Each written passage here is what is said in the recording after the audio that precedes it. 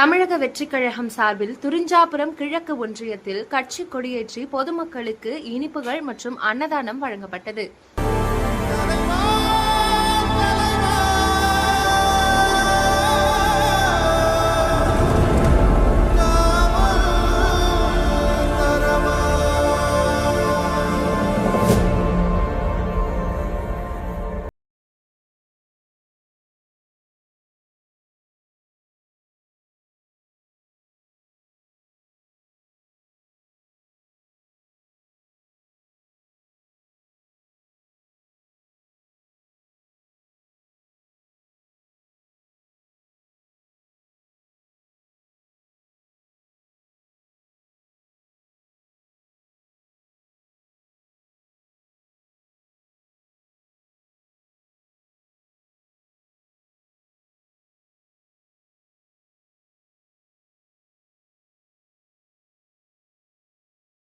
துரிஞ்சாபுரம் ஒன்றியத்தில் ராந்தம், சானானந்தல், குன்னுமுறிஞ்சி, கூற்றோடு ஆகிய கிராமங்களில் தமிழக வெற்றிக் கழக ஒன்றிய செயலாளர் பச்சையப்பன் தலைமையில் கட்சியின் கொடியேற்றி இனிப்புகள் மற்றும் அன்னதானம் வழங்கும் நிகழ்ச்சி நடைபெற்றது.